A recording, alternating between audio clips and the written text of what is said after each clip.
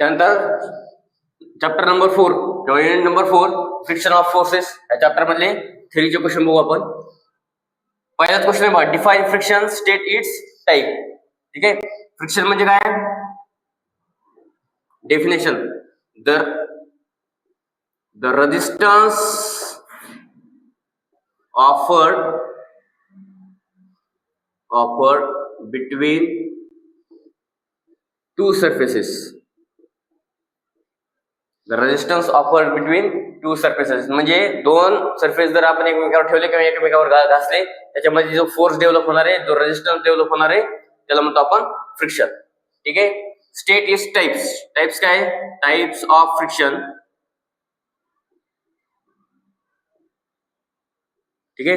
Main दोन type आहेत त्याचे. ठीक आहे. पहिला आहे स्टॅटिक फ्रिक्शन, सेकंड आहे डायनामिक फ्रिक्शन. डायनामिक फ्रिक्शन किंवा त्यालाच म्हणतो आपण कायनेटिक फ्रिक्शन.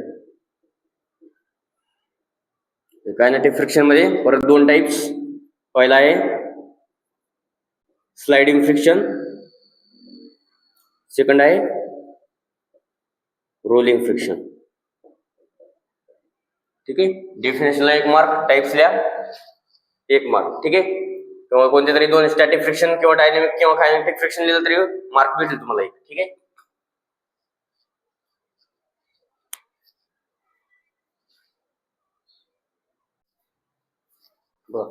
त्यानंतरचा महत्वाचा क्वेश्चन आहे state advantages and disadvantages of the friction. फ्रिक्शनचे ऍडव्हान्टेजेस आणि डिसएडव्हान्टेजेस काय?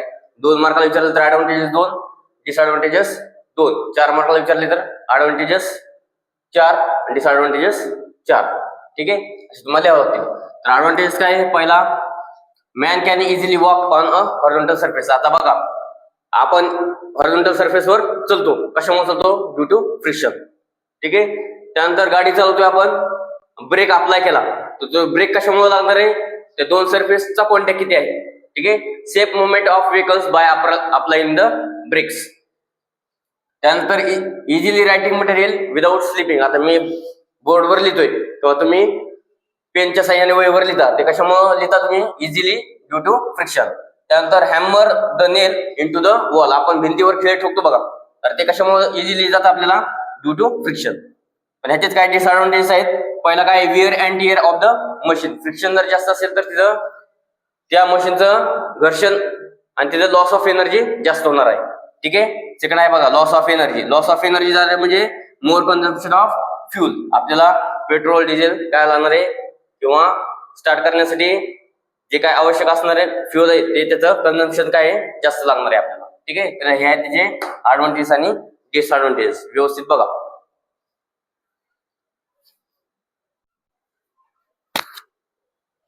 त्यानंतर बघा काय डेफिनेशन आहेत.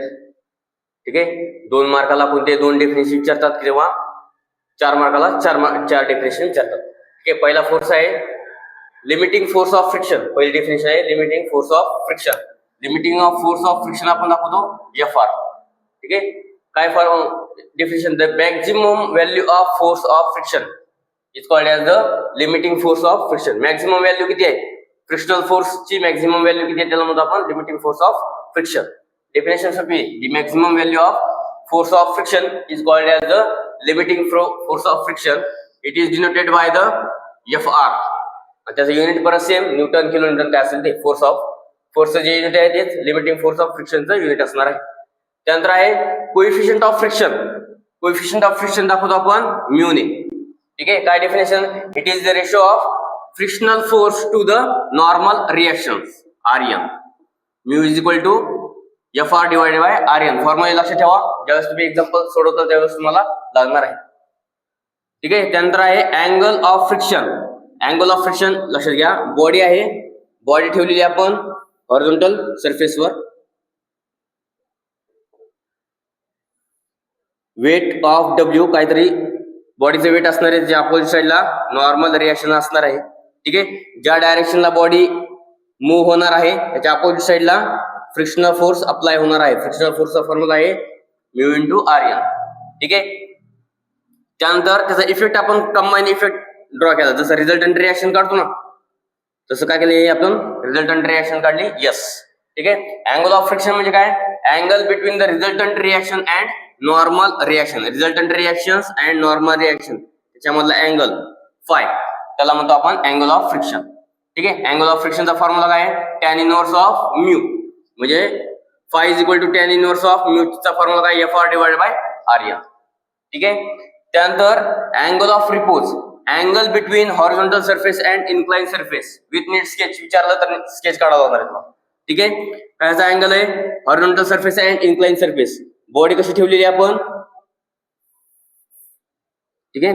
बॉडी ठेवलेली आपण इन्क्लाइन सरफेसवर. ठीक आहे. तर त्याचा जो अँगल असणार आहे त्याला म्हणतो आपण अँगल ऑफ रिपोज. ठीक आहे. परत सेम बॉडी आपण इन्क्लाइन डायरेक्शन मध्ये ठेवलेली आहे. या बॉडीचं वेट डब्ल्यू, परत अप्लाय फोर्स केलेला पी, बॉडीवर चाललेली आहे ना, मोशन या डायरेक्शनला असेल तर त्याच्या अपोजिट साईडला एफ आर. ठीक आहे. परत ही बॉडीचं वेट जे आहे ते इन्क्लाइन डायरेक्शन मध्ये असणार आहे म्हणजे परत त्याला दोन कंपोनेंट येतील. हे असणार आहे नॉर्मल रिएक्शन्स, असणार आहे आपला डब्ल्यू कॉस थिटा आणि हा हॉरिझॉन्टल डायरेक्शनला डब्ल्यू साइन थिटा. हा अँगल असणार आहे थिटा. म्हणजे अँगल ऑफ रिपोज जेवढा असणार आहे तेवढाच अँगल ऑफ फ्रिक्शन. ठीक आहे. तेवढाच असणार आहे, लक्षात ठेवायचं. ठीक आहे. व्यवस्थित बघून घ्या, डायग्राम व्यवस्थित लक्षात घ्या.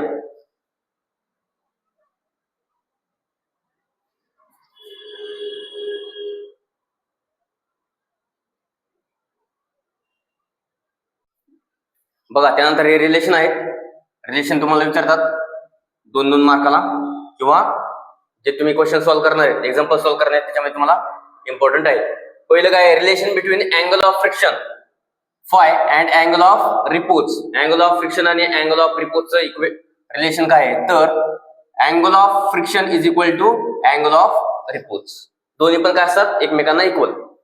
त्यानंतर relation between coefficient of friction and angle of repose. ठीक आहे. तर याचा फॉर्म्युला आहे mu is equal to tan alpha. ठीक आहे. बघा लक्षात ठेवा, coefficient of friction is equal to tan alpha. त्यानंतर आहे relation between the coefficient of friction and angle of friction. या दोन्हीचं रिलेशन काय? तर म्यू इज इक्वल टू काय असतो? Tan phi. ठीक आहे. म्हणजे ह्याच्यावरून काय लिहिलं? Phi is equal to tan inverse of mu. हा फॉर्म्युला आपण बघितलेला आहे. किंवा अल्फा इज इक्वल टू काय येणार आहे? परत same tan inverse of mu. फॉर्म्युले लक्षात ठेवा. ठीक आहे. सोपे रिलेशन आहेत.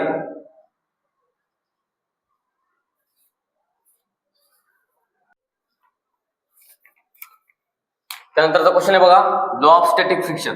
काय आहे? Law of static friction. Maximum वेळेस विचारलेला आहे. एकतर 2 मार्काला विचारतील किंवा 4 मार्काला विचारतील. 2 मार्काला विचारले तर कोणतेही 2 लॉ लिहायचे. 4 मार्काला विचारले तर कोणतेही 4 लॉ लिहायचे. हे 5 लॉ आहेत टोटल. त्या 5 पैकी जे तुम्हाला सोपे 2 वाटतील ते 2 मार्काला, जे सोपे 4 वाटतील ते 4 मार्काला लिहा. बघा एक्सप्लेन करतो. बघा स्टॅटिक फ्रिक्शन म्हणजे काय? बॉडी कशी आहे आपली ऍट रेस्ट कंडिशन आहे किंवा ऍट स्टेट कंडिशन मध्ये आहे. तर त्यावेळेस जे काय फ्रिक्शन डेव्हलप होणार आहे त्याचे लॉ आहेत स्टॅटिक फ्रिक्शन. ठीक आहे. पहिला आहे the force of friction increasing up to limiting friction. ठीक आहे. Force of friction maximum friction पर्यंत इन्क्रीज होणार आहे. ठीक आहे. त्याच्यानंतर नाही.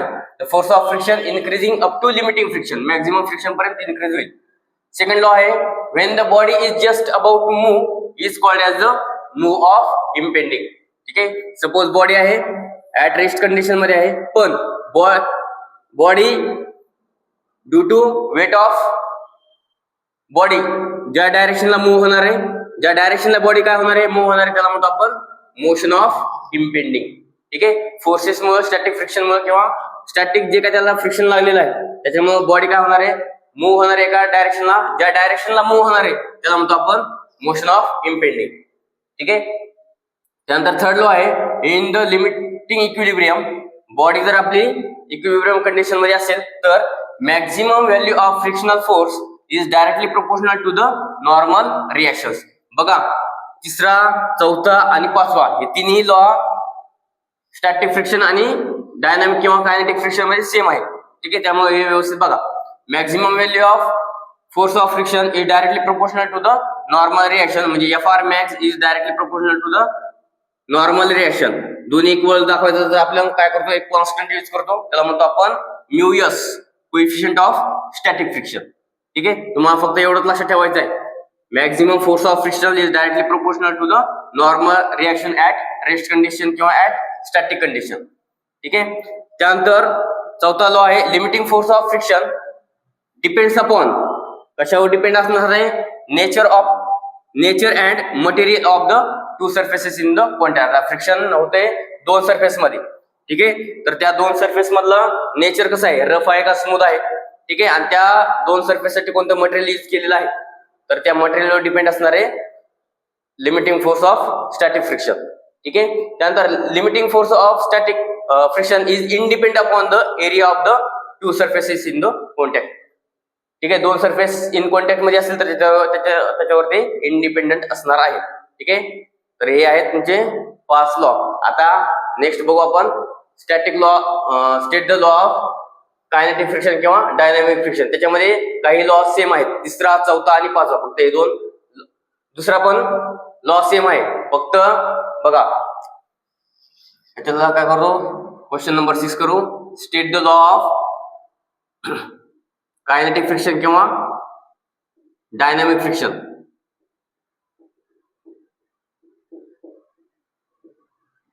लक्षात येईल तुम्हाला. The force of friction increasing up to limiting friction as it is same राहील. तर त्यानंतर the body is just about to move is called as the motion of impending, same राहील. त्यानंतर in the limiting equilibrium maximum value of friction force is directly proportional to the normal reaction, परत same राहील, फक्त इथं राहील तुमचं mu के. ठीक आहे, म्यू के म्हणजे काय असणार आहे, कोएफिशियंट ऑफ कायनेटिक फ्रिक्शन. ठीक आहे, एवढा चेंज आहे, बाकी दोन्ही पण laws same. Limiting force of kinetic friction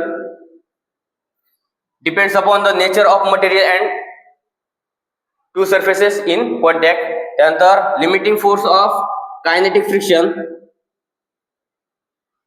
is independent upon the area of the two surfaces in the contact. बघा सेम लॉ आहे, एकच करा, फक्त त्यामध्ये स्टॅटिकच्या जागेवर कायनेटिक तुम्हाला ठेवायचं आहे. ठीक आहे, पण मॅक्झिमम वेळेस तर लॉ ऑफ स्टॅटिक फ्रिक्शन विचारलेलं आहे, कायनेटिक आणि डायनामिक फ्रिक्शन आतापर्यंत विचारलेलं नाही. ठीक आहे, तरी पण करून ठेवा.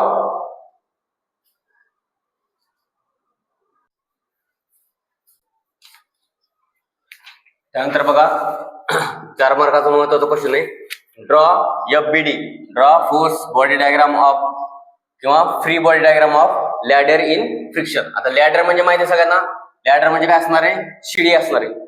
ठीक आहे, जी काय करतो आपण, इन्क्लाइन ठेवतो आणि हॉरिझॉन्टल सरफेस वरून व्हर्टिकल सरफेस वर जर जायचं असेल किंवा वर आपल्याला एखाद्या स्लॅबवर जायचं असेल, ठीक आहे, तर काय केलेली, लॅडर यूज केलेली, शिडी यूज केलेली थोडक्यात लाकडाची. ठीक आहे, आणि त्या सीडीची काय करायची, आपल्याला फ्री बॉडी डायग्राम काढायची आहे. ठीक आहे, आता बघा सीडी कुठं लावतो आपण, हॉरिझॉन्टल सरफेस आणि व्हर्टिकल सरफेसवर. ठीक आहे, दोन्हीला इन्क्लाइन डायरेक्शन मधलं. हॉरिझॉन्टल सरफेस मध्ये काय असतं, आपला फ्लोर, आणि व्हर्टिकल सरफेस असणार आहे आपला वॉल. त्याच्यामध्ये काय केली आपण, ही लॅडर ठेवलेली आहे. एल म्हणजे काय, लेंथ ऑफ लॅडर, कोणत्या तरी अँगल मध्ये ठेवलेली, त्याला म्हणलं आपण थिटा. ठीक आहे, आणि ही लॅडर 2 पॉइंट मध्ये काय कनेक्ट झालेली आहे, व्हर्टिकल सरफेसला ऍट पॉइंट ए मध्ये आणि हॉरिझॉन्टल सरफेसला ऍट पॉइंट बी मध्ये. तर त्याची आपल्याला फ्री बॉडी डायग्राम काढायची आहे. बघा, आता फ्री बॉडी डायग्राम अप्लाय केलं, लॅडर आहे, लॅडरचं काय होणार आहे, सेल्फ वेट, म्हणजे वेट अप्लाय होणार आहे. वेटचा फॉर्म्युला आहे मास इंटू ग्रॅव्हिटी. कुठे ऍक्ट होणार आहे ते, लेंथच्या सेंटरला. टोटल वेट काय होणार आहे, अप्लाय होणार आहे, L/2 L/2. ठीक आहे, आता हे वेट अप्लाय झाल्यामुळे काय होणार आहे, सीडी एका डायरेक्शनला इकडे काय होणार आहे, मूव्ह होणार आहे. ठीक आहे, तर ती सीडी मूव्ह होऊ नये. बघा, ही सीडी मूव्ह जर झाली तरी ती इकडे जाणार आहे आणि वरून इकडे जाणार आहे.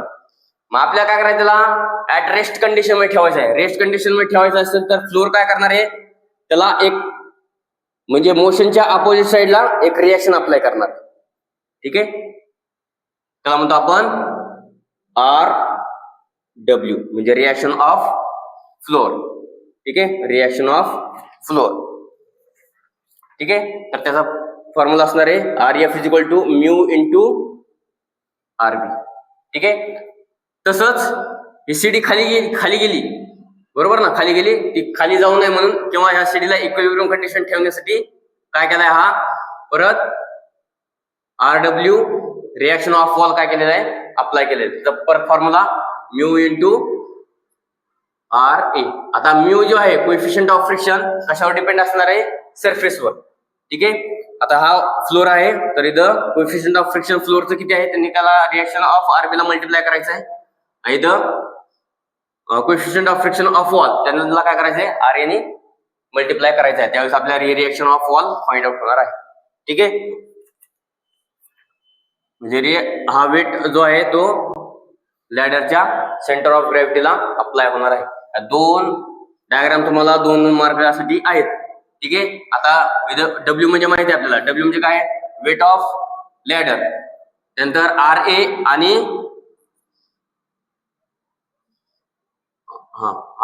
RA आणि RW काय आहे रिएक्शन ऑफ वॉल, RB आणि RF reaction of floor, mu म्हणजे काय आहे कोएफिशियंट ऑफ फ्रिक्शन. एवढं जरी लिहिलं तरी तुम्हाला आउट ऑफ मार्क मिळतील किंवा तुम्हाला फक्त ड्रॉ FBD म्हटले दोन्ही डायग्राम काढले की दोन्ही तुम्हाला 4 मार्क मिळतील. ठीक आहे. आता बघा टोटल क्वेश्चन 7च आहेत. या 7 पैकी तुम्हाला क्वेश्चन विचारणार आहेत. ठीक आहे. एक्स्ट्रा काही विचारणार नाही. हे मॅक्झिमम रिपीट झालेले क्वेश्चन आहेत त्यामुळे आपण हे व्यवस्थित घेतलेले आहेत.